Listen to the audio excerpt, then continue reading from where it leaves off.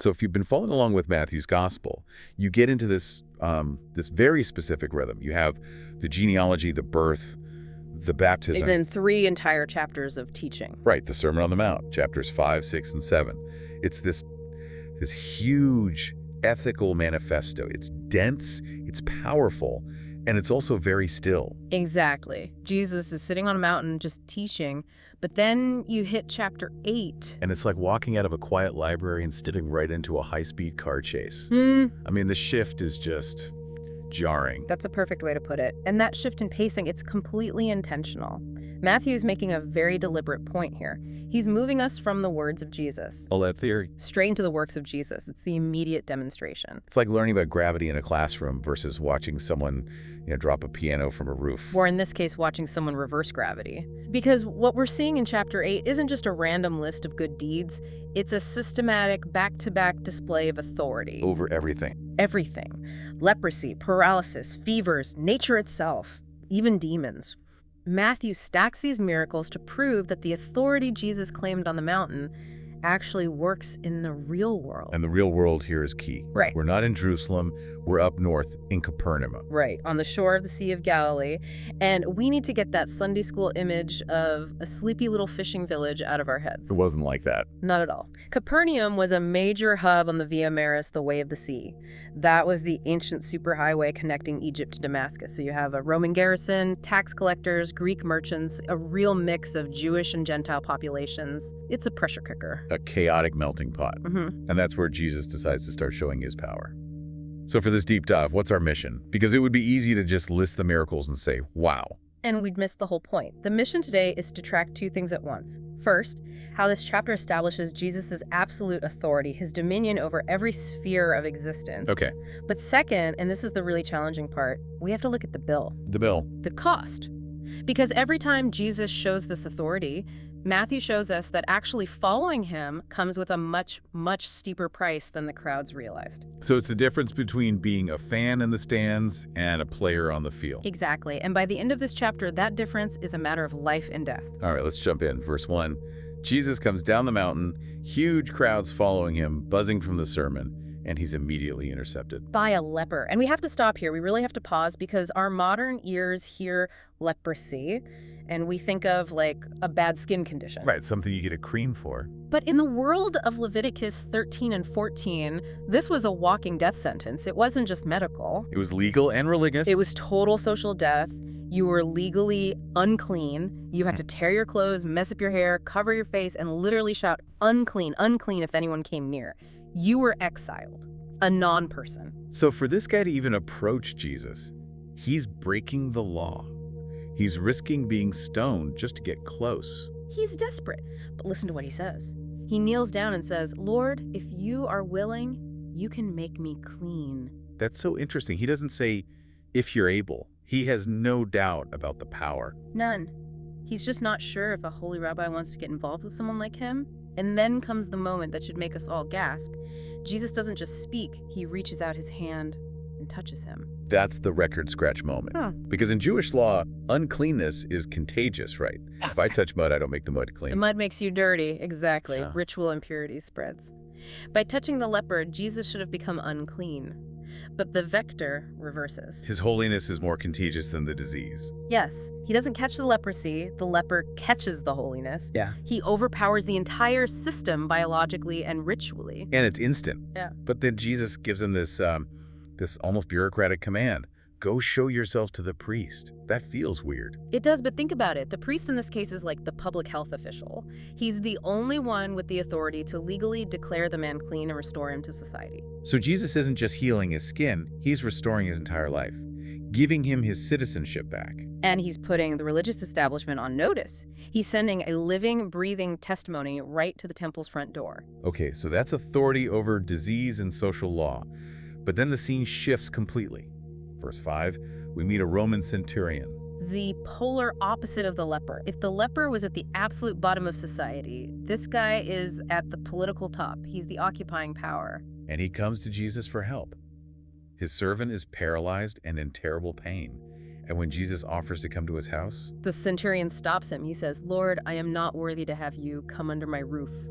Which is technically true for a Jew entering a Gentile home, but that's not what he's talking about, is it? No, he's talking about chain of command. This is the whole key. He uses a military analogy. He says, I myself am a man under authority with soldiers under me. I tell this one go, and he goes. He's saying, I get how power works. I don't have to be physically present to make things happen. I just give the order. Exactly. And he looks at Jesus and recognizes that same kind of structural authority over reality itself. He's saying, you don't need to come to my house. Just say the word. Wow. Just say the word and my servant will be healed. And Jesus marvels. That word is so rare. He's astonished by this man's faith. And then he says something that must have stung everyone listening. I have not found anyone in Israel with such great faith. The outsider got it. The Gentile, the occupier, he understood Jesus' authority better than the people who had the scriptures. And Jesus uses it to make a radical prophecy. He says people will come from all over the world, Gentiles, to join the kingdom, while the sons of the kingdom get thrown out. It's a total redefinition of who's in and who's out. It's not about your bloodline. It's about recognizing authority. It's about recognizing the exousia. That's the Greek word. So the servant is healed from a distance.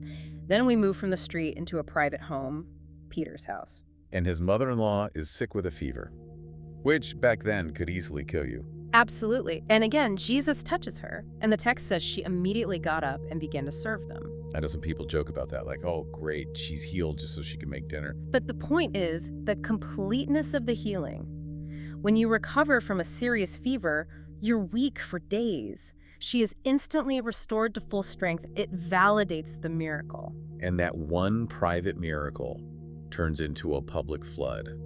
That evening, the whole town is at the door with their sick and demon-possessed. And Matthew connects it all for us. He quotes Isaiah 53. He took up our infirmities and bore our diseases. The suffering servant passage. The one we usually only associate with the cross. Matthew is telling us that Jesus' fight against sickness and brokenness is part of his messianic work. He is physically taking on the weight of a fallen world. It's a holistic salvation, body and soul. It is. But, and here's the pivot. Right at the peak of his popularity, as the crowds are swelling, Jesus does something totally counterintuitive. He tells them to leave, to get in the boat and cross to the other side of the lake. He's running away from his own fame. He's thinning the herd. Because he knows a crowd that loves free healing isn't the same as a group of committed disciples. And right then, we get two encounters that spell out the cost. The first is a scribe, an expert in the law. He's all in. Teacher, I will follow you wherever you go. He's the enthusiast. He sees the excitement, the power. He wants to be on the winning team. And Jesus just pours cold water all over it.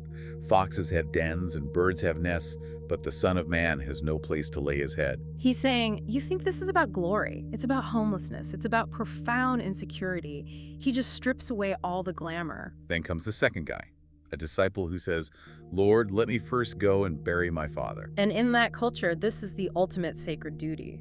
Honoring your parents, especially burying them, is non-negotiable. So Jesus' response, follow me and let the dead bury their own dead, it sounds incredibly harsh, cruel even. It is shocking, and we shouldn't downplay that. He is drawing an absolutely radical line in the sand. He's saying the urgency of the kingdom of God takes priority over even the most sacred family and social duties. Let the spiritually dead bury the physically dead. It's a call to completely reorder your loyalties.